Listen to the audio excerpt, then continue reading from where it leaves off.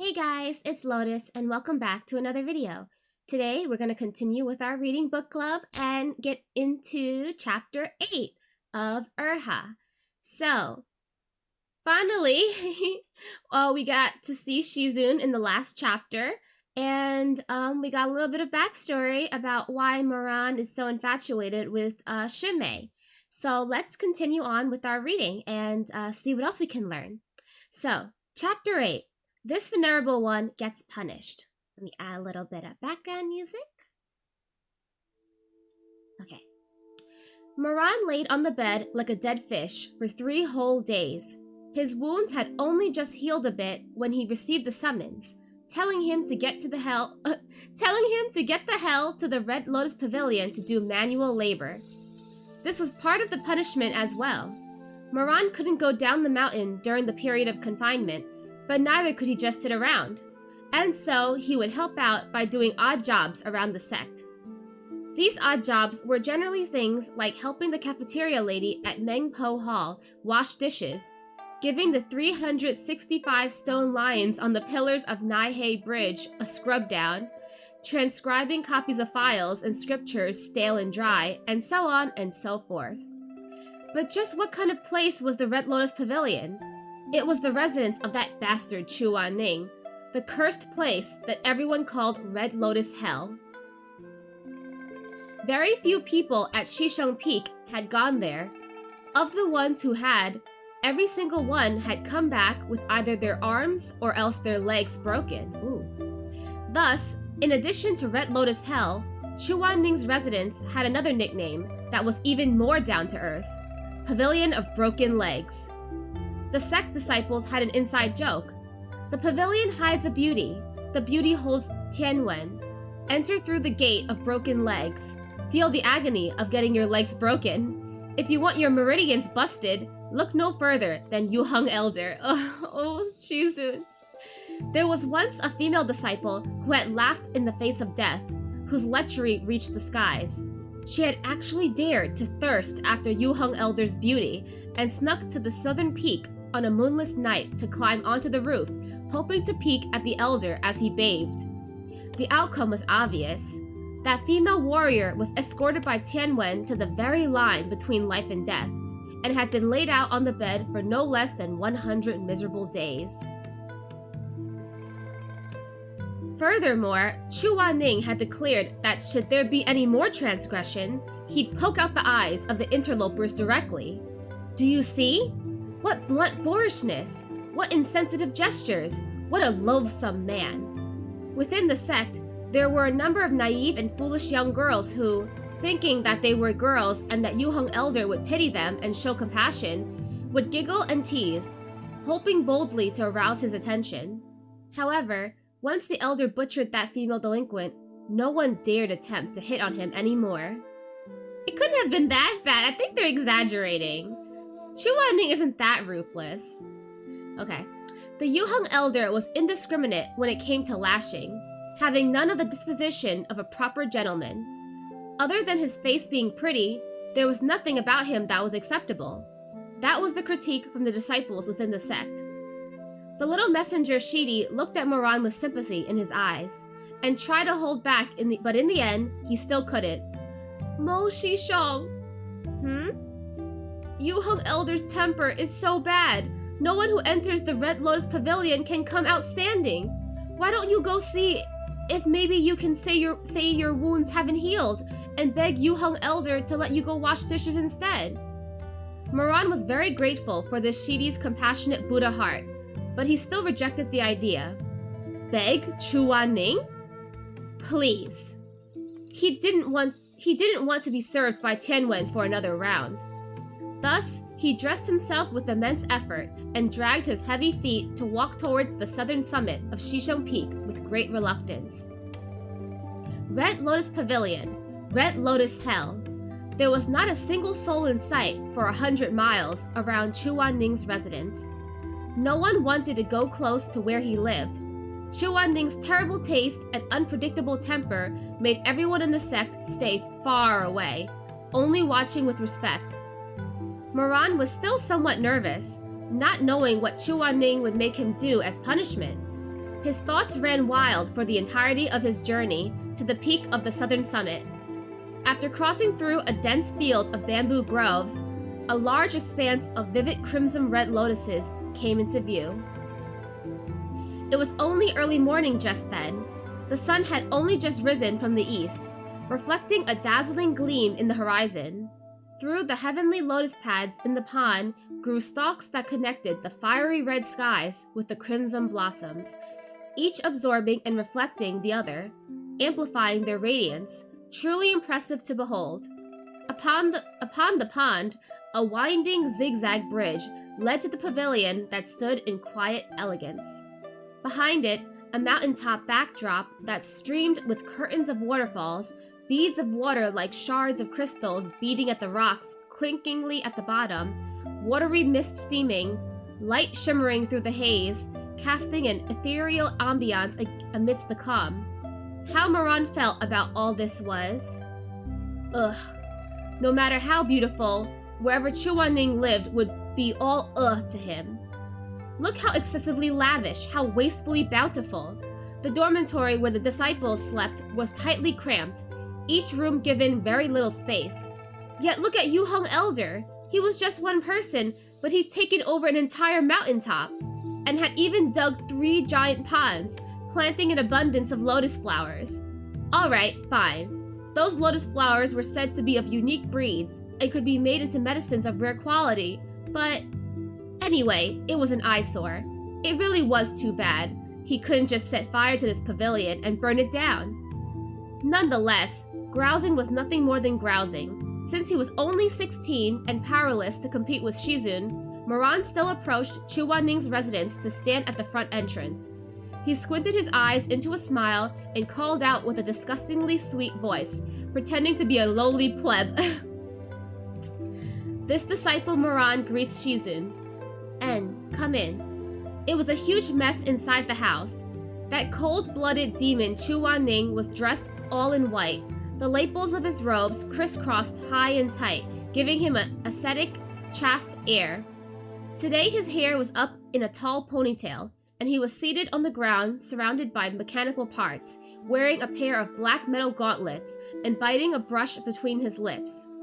He glanced at Moran without any emotion, and with the brush in his mouth, he said, voice muffled, "Come here." Moran went over. It really was a little difficult because there wasn't any space left in the house for a person to walk. Blueprints, broken logs, and metal parts were scattered all over the place. Moran's brows twitched. In the previous life, he had never entered Chuanning's room.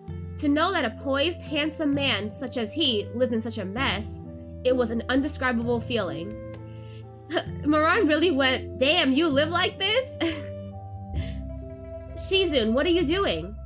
"The Holy Night Guardian." "Huh?" Chuanning was a little grumpy, probably because there was a brush in his mouth and it wasn't easy to talk. The Holy Night Guardian. Moran mutely glanced at the parts strewn about all over the floor. This Shizun of his also had the title Chu Zhongshi, which wasn't just an empty title. If he had to speak the truth, Chuanning was a remarkable man. Whether it was his 3 holy weapons, his barrier repairing powers, or his mechanical engineering skills, they all deserved the name highest of the peak. This was also why, no matter how bad his temper was, how difficult it was to please him, every major cultivation sect fought over who could keep him. As for this Holy Night Guardian, the reborn Moran was more than knowledgeable of it. This was a mechanical armor Chuanning had created. It was cheap in price, but very strong and effective in battle, and could protect the common folks in the lower cultivation world from demonic intrusions at night. In the previous lifetime, the completed Holy Night Guardian had been something that nearly each household owned. Each of the armors was priced at around the same price as a broom, and was more effective than pictures of door guardians and their open, teeth-bearing mouths. After Chuanning had passed away, those Holy Night Guardians still protected the impoverished families who couldn't afford the services of a cultivator. Such heartfelt compassion, when compared to the indifference with which he treated his disciples, it filled Moran with contempt. Moran sat down and looked at the Holy Night Guardian that was nothing more than mere parts at the moment, events of the past drifting through his mind. Unable to resist, he reached out and picked up one of the finger joints of one of the Holy Night Guardians to examine. Ch.8-9 clicked together the tenon and mortise of the parts in his hands, and finally freed a hand to take away the brush that had been between his lips. He glared at Moran. That one was just oiled. Don't touch. Oh. Moran put down the finger joint and schooled his thoughts. Still playing the role of one that was cute and harmless, he asked with a happy smile, "Did Shizun summon me here to have me help?" Ch.8-9 said. "What do you want me to do?" "Clean up the house." Moran's smile froze, and he looked at the room that appeared like it had just undergone an earthquake. Ch.8-9 was a genius when it came to the art of spells, but an idiot when it came to everyday life. After cleaning up the 5th teacup that had been shattered but hadn't been swept away, Moran finally couldn't take it anymore. "Shizun, how long has it been since you last cleaned? My god, it's so messy!" Ch.8-9 was looking at a blueprint and didn't look up even when he heard the question. "Around a year." Where do you usually sleep?" "What?" That blueprint probably had some problems. Ch.8-9 was more prickly than usual at being interrupted. He ruffled his own hair and answered irritably, "On the bed, of course." Moran took a look at that bed, which was piled high with various gadgets and gimmicks that were almost finished. There were also saws, axes, sickles, and other such tools, each exceedingly sharp, glinting with a steely light. Amazing. How did this person sleep without chopping his own head off? After laboring for over half a day, all the sawdust and dirt from the floor was enough to fill 3 dustpans. After wiping down the shelves, more than 10 white rags were now black. By the time noon came around, only half the place had been organized. Effin' Ch.8-9, he really was more evil than a harpy. Cleaning a room didn't seem like a severe punishment on the surface, and if anyone heard it wouldn't sound like anything laborious either. However, who knew it was to sweep up a hellish place that hadn't been cleaned for 365 days? Never mind that he was covered in lashes right now. Even if he was perfectly healthy, a tiresome torture like this would kill him half dead. Shizun. This pile of clothes of yours had probably been sitting there for 3 months. Ch.8-9 finally finished connecting an arm of the Holy Night Guardian. He rubbed his sore shoulders and looked up to glance at the laundry basket that was piled high as a mountain with robes and said coolly, "I'll wash them myself." Moran let out a sigh of relief. Thank the heavens. Then afterwards, he was a little curious. Shizun knows how to do laundry? Ch.8-9 glanced at him. After a moment, he replied coldly, "How hard can it be? Throw it into the water, soak a bit, then fish it up to lay dry. Done." Really? What would the ladies who secretly admired and crushed on Chu Zhongshi think if they knew about this? Moran wholeheartedly believed that this man was only good for looks and nothing else, repulsive and disgusting. If this went out, how many tender hearts would be broken? So Shizun doesn't use soap to clean his clothes? It's getting late. Follow me to the cafeteria and do the rest when we come back. Mengpo Hall was bustling with activity, people coming and going. Shisheng Peak disciples gathered to eat together in groups of 3 to 5. Ch.8-9 placed a few dishes on his wooden tray and went to sit quietly in a corner. Gradually, a 20-feet radius area centered around him but became completely deserted. No one dared to sit near Yu Heng Elder, on the off chance that something upset him and Tianwen would come out for a whipping. Ch.8-9 was aware of this, but didn't mind in the least. He sat by himself like a cold beauty, partaking of his meal in a refined manner. But it was a little different today. Moran had come here with him and naturally had to sit with him. Everyone else was afraid of Ch.8-9, and Moran was no different. But at least he had already died once, so he was not too frightened of Ch.8-9. Share, Moran, share. Especially after the dread from their first meeting had faded away, and the loathing he'd felt toward Ch.8-9 in the last life had slowly re-emerged. So what if he was ferocious? He'd still died by Moran's own hands in the previous lifetime. Moran sat down facing him, leisurely chewing the sweet and sour ribs in his bowl. Crunch, crunch. A small hill of bones materialized speedily. Ch.8-9 suddenly slammed down his chopsticks. Moran blinked. Can you not smack your lips when you eat? I'm chewing ribs. How do I chew without smacking lips? Then don't eat ribs. But I like ribs. Then get lost and go eat elsewhere. Their argument grew louder and louder, and some disciples were already starting to steal glances toward them. Moran suppressed the urge to flip the bowl of food over onto Chuanning's head. His lips, gleaming with oil, pursed into a line. After a while, he squinted his eyes, the corners of his lips curving into a sweet smile. Don't yell so loudly, Shizun. If others hear, won't they make fun of us? Chuanning had always had a thin face, and sure enough, he lowered his voice, saying quietly, "Scram." Moran laughed so hard he almost fell over. Don't glare at me, Shizun. Please eat. I'll try to eat quietly. Having had his fun, Moran went back to his good and obedient act, and indeed ate his ribs much less noisily. Chuanning was amenable to coaxing, but not coercion.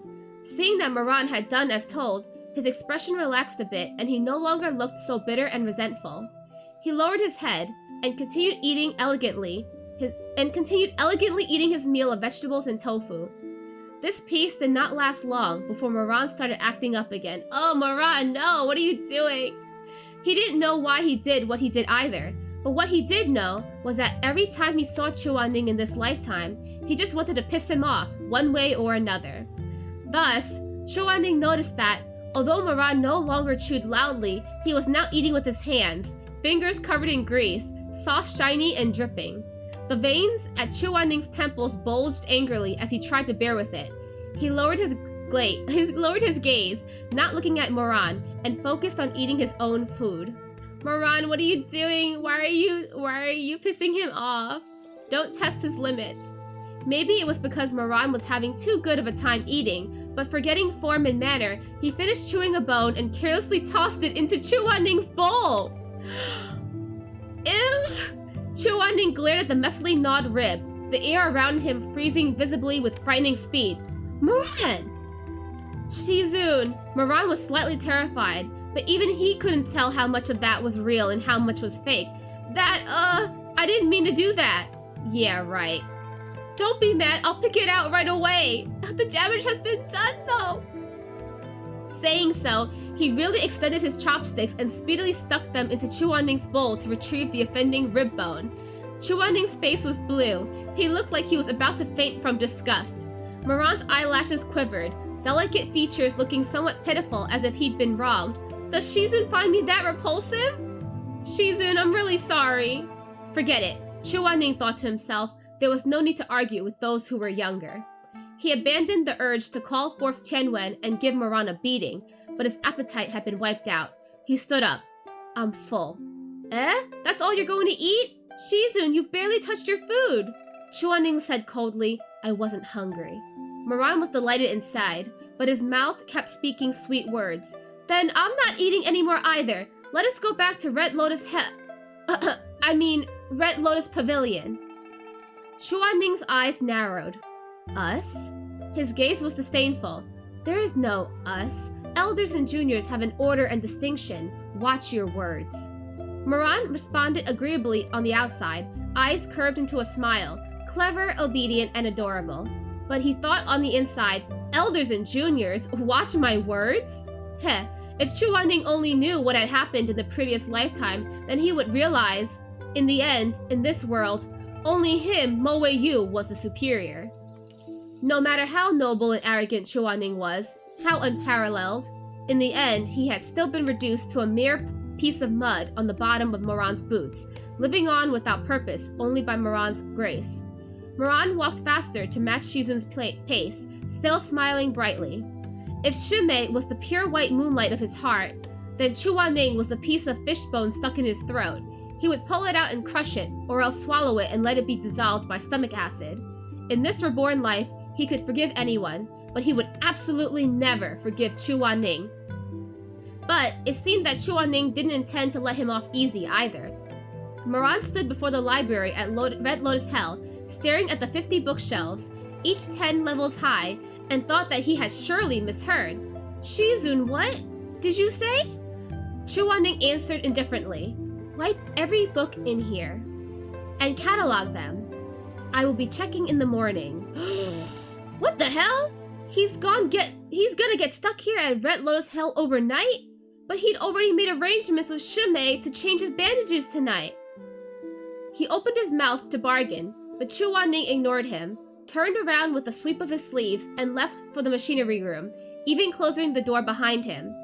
Date night summarily dashed. Moran sunk deeply into his feelings of disdain for Chuan-Ning. He wanted to burn all of Chuan-Ning's books. Wait, the gears in his head turned as he thought of an even more ruinous idea. Okay, and that's the end of chapter 8. So, to recap, Chuan-Ning and Moran got to spend some quality Shizun and disciple time together.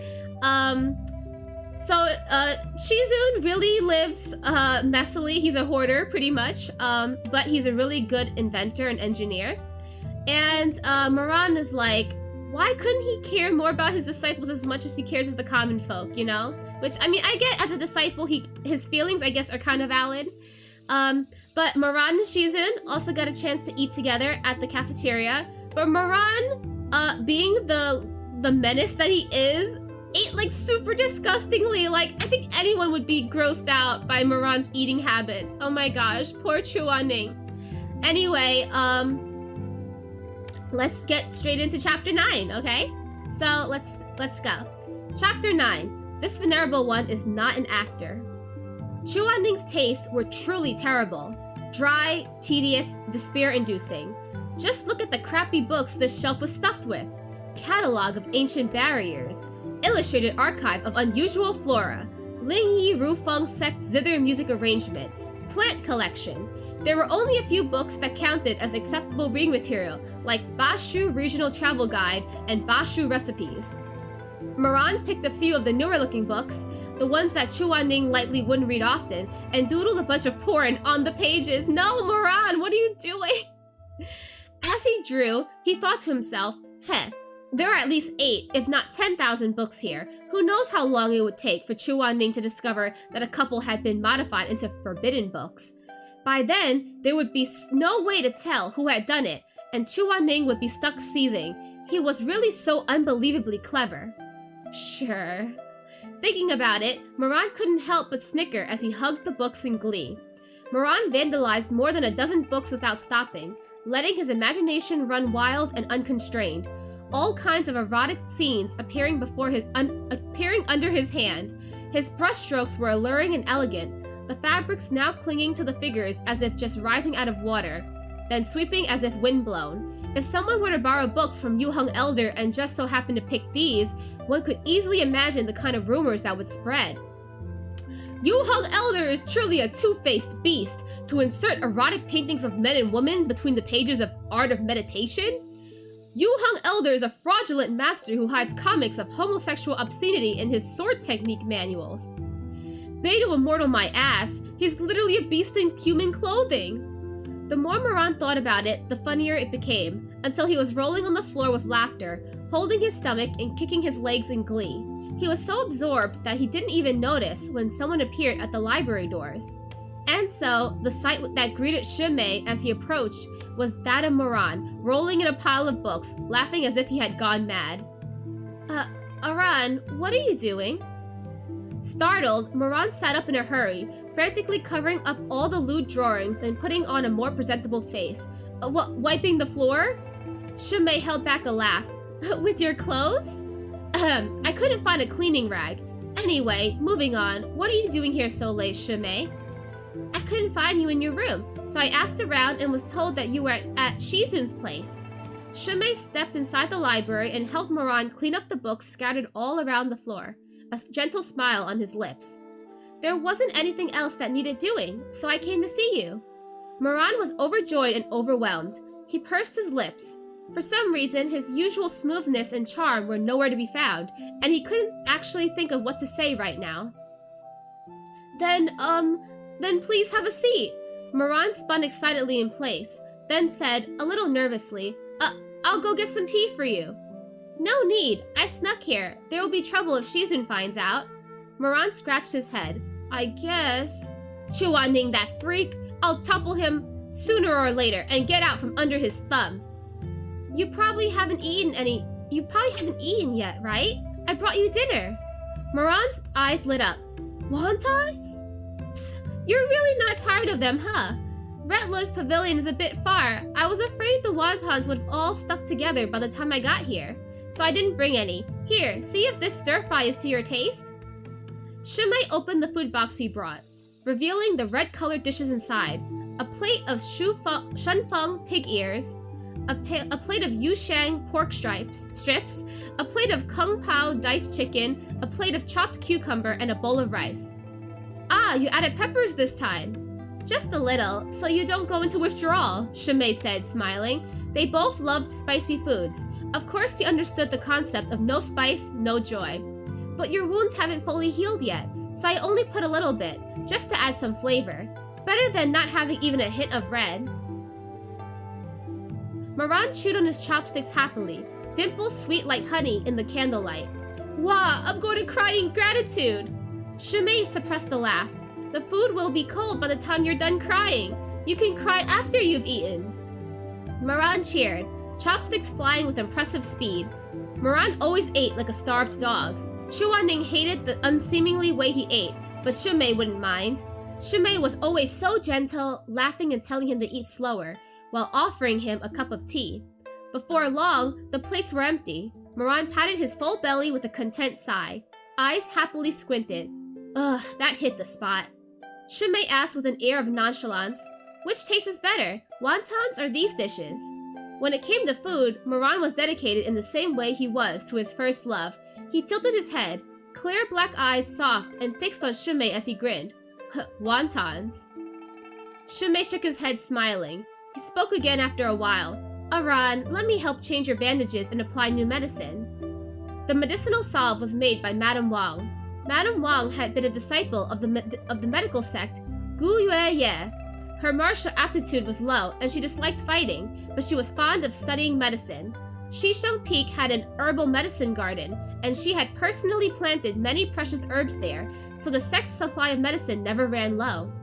Moran took off his top and sat, back facing Shimei. The scars on his back was still faintly hurt, but as Shimei's warm fingers gently rubbed in and spread the ointment, he gradually forgot about the pain and started getting frisky thoughts instead. No! Moran, bad boy, down! All done, Shimei wrapped new bandages around Moran and carefully tied a knot. You can put your clothes back on now. Moran turned his head around to peek at Shimei. Under the dim yellow light of the candles, Shimei's skin was pale like snow.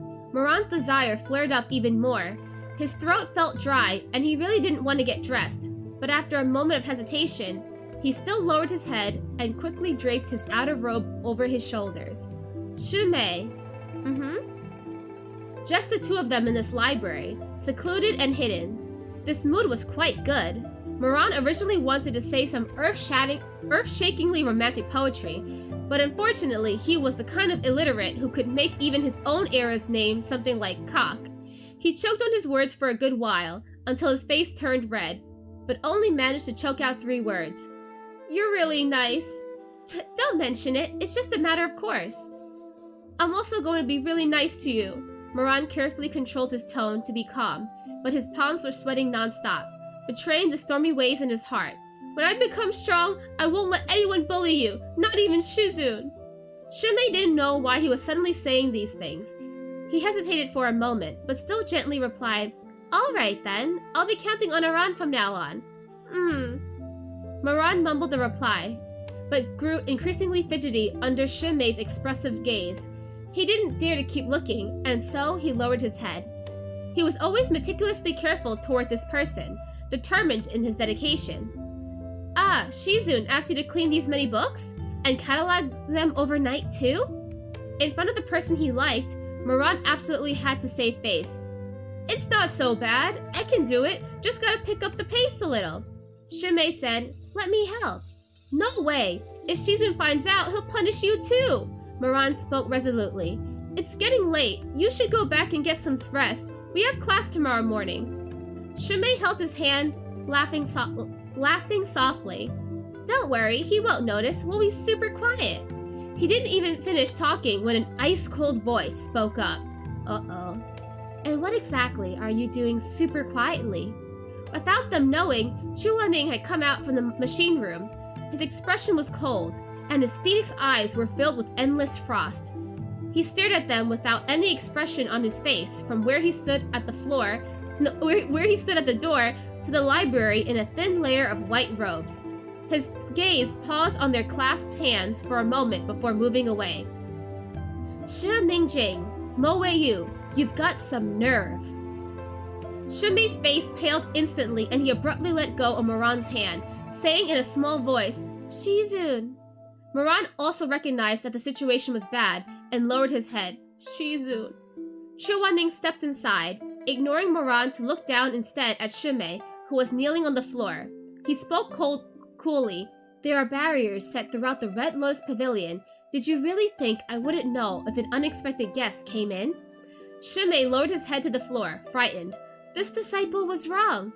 Moran panicked. Shizun, Shumei just came by to help me change bandages. He was just about to leave. Please don't scold him. Shumei also panicked. Shizun, this has nothing to do with Mo Shidi. This disciple was wrong and is willing to accept punishment. Chuaning's face was starting to turn blue. He'd barely even said anything, and these two were already hurrying to try and cover for one another, as if he was some kind of Scrooge they had to band together against. Chuaning was silent for a moment, managing to suppress the twitch of his eyebrows with some difficulty. He spoke in a detached manner. Such compassion between fellow disciples, how touching. Looks like I'm the only bad guy in this room then. Moran. Shizun. Don't call me. Chuaning shook out his wide sleeves, unwilling to keep talking. Moran wasn't sure why he was so mad. Maybe it was because he'd always hated people being touchy-feely in front of him. No matter what kind of touchy-feely, all of it dirtied his eyes. The three people were quiet for a long while. Chuaning suddenly turned to leave. The rims of Shumei's eyes were red when he looked up, helpless and confused. Shizun? Copy the sect rules 10 times. You can go back.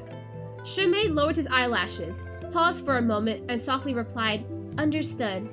Moran remained kneeling in the same spot. Shumei stood up, glanced at Moran, and hesitated. After a long while, he knelt back down to plead with Chuaning. Shizun, Mo Shidi's injuries have only just healed. Might this disciple be so bold as to beseech you to go easy on him? Chuaning did not respond from where he stood alone under the lantern's flickering candlelight. After a while, he turned his head toward them suddenly, sharp eyebrows lifted and eyes scorching, angry rebuke on his lips. Aren't you just full of nonsense, still not leaving? Chuaning was exceedingly handsome, but completely lacking in gentleness, and even scarier when mad. Shumei shuddered fearfully and quickly left with a bow to avoid further provoking Shizun and bringing Moran even more trouble. With only the two of them left in the library, Moran secretly let out a sigh before saying, Shizun, this disciple was wrong. This disciple will continue the cataloging immediately. Unexpectedly, Chuaning said, without even turning his head, You can go back if you're tired. Moran's head snapped up. Chuaning continued icily, I won't keep you.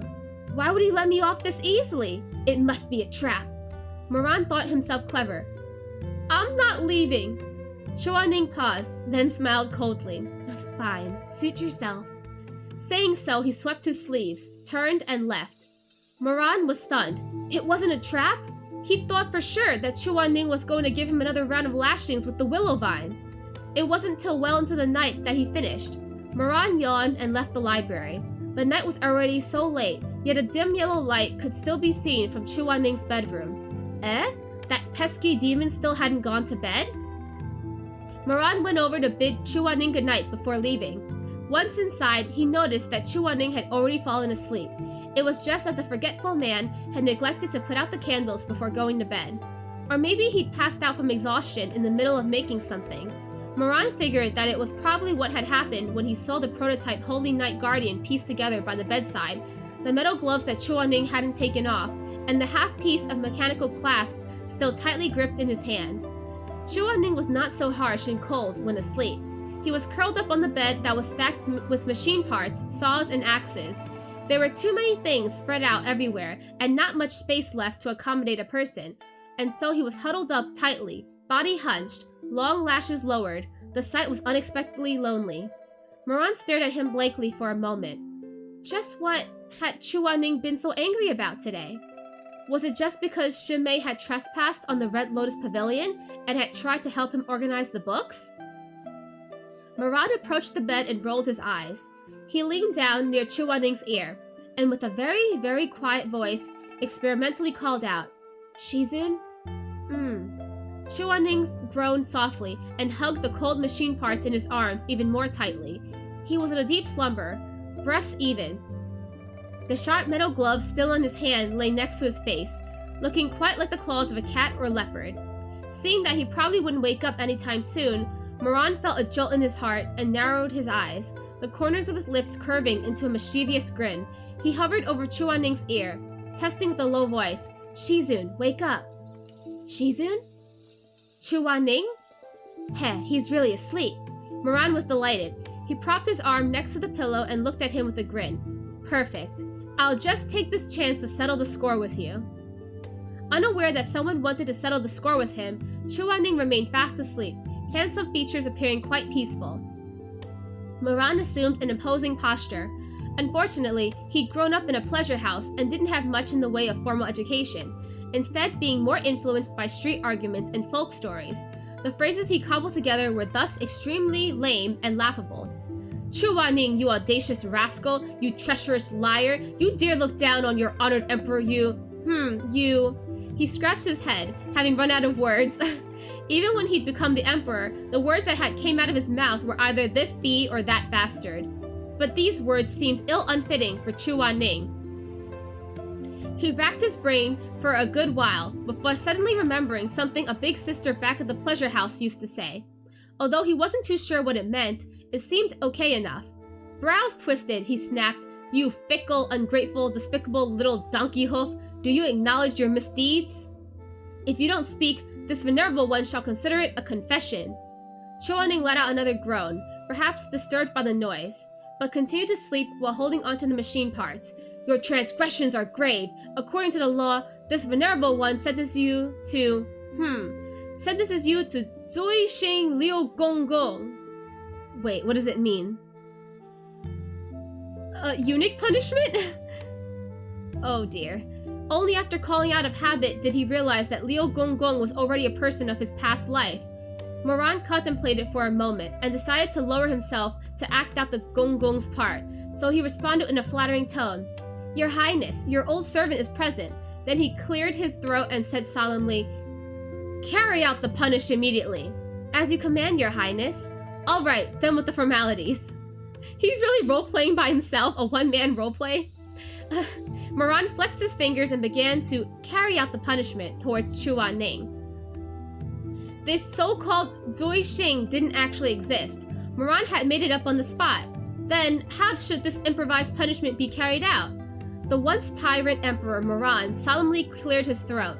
Gaze cold and wicked, he slowly pressed in close to the face that looked frigid as a clear spring in a snowy valley, and gradually drew near that pair of light-colored eyes. And then... Moran stopped.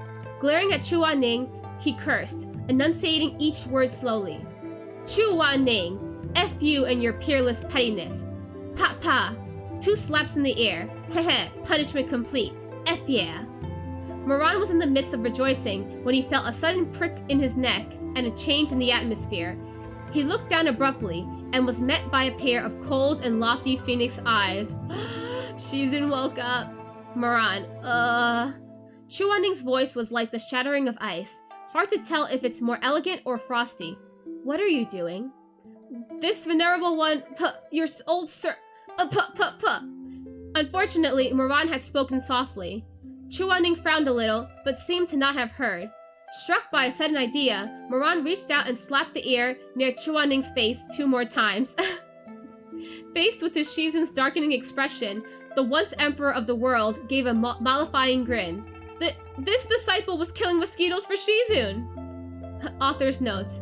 Moran, courtesy name Moeyu. Posthumous name. His honorable big radish deity, homosexual purple longevity saint, squeaky spirit Shizun thruster. Oh my gosh! Certified top thespian. General manager 5 Thunder Pinnacle Big Steamed Man, stinky no shame realm Tashian emperor. What does this mean? Career, emperor. Status, dead. Societal image, illiterate. Current fave, shimei. Fave food, hand crossed out. Chuaning, hand crossed out. Spicy oil wontons. Favorite food is chuaning. Ooh, Moran, I see you. I see you. Dislikes, being abandoned by others. Oh. Height, 186 before death. This venerable one became a lively youth after reincarnation. Maximum height has yet to be reached. Why should it be announced publicly? Oh, how cute. The little author's note at the end is adorable. Okay, so we're done with chapter 9. And here, Moran is trying to get back at Shizun by drawing some porn and hiding it in Shizun's library. How childish. But yeah, Shimei pays a visit to help keep Moran company, but Shizun finds out and gets mad. Gets jealous, you should say. But yeah, on the outside he looks really angry and punishes them very lightly. Not like a serious punishment or anything, but you know, gets jealous, so. And then Moran decides that, yo, Shizun is sleeping now. I'm gonna dish out my own punishment, right? And he was starting to cuss out Shizun in his sleep, but Shizun woke up. So Moran's like, yeah, all this pa noise? Yeah, I was slapping mosquitoes that were hovering around your face, Shizun. Yeah, just being a really devoted filial disciple. Don't mind me, go back to sleep. Oh, Moran is just... I get secondhand embarrassment from Moran's actions, and I feel so bad for Chuaning for having to put up with him. I can't believe he fell in love with this guy later on. But anyway, yeah, that was chapter 8 and 9. What did you guys think? We're still slowly getting into the thick of things. Nothing too serious has happened yet. Still, everything is still pretty domestic, but we'll see how everything progresses as we continue on in the story. Anyway, I hope you enjoyed, and I will see you guys next time. Bye-bye!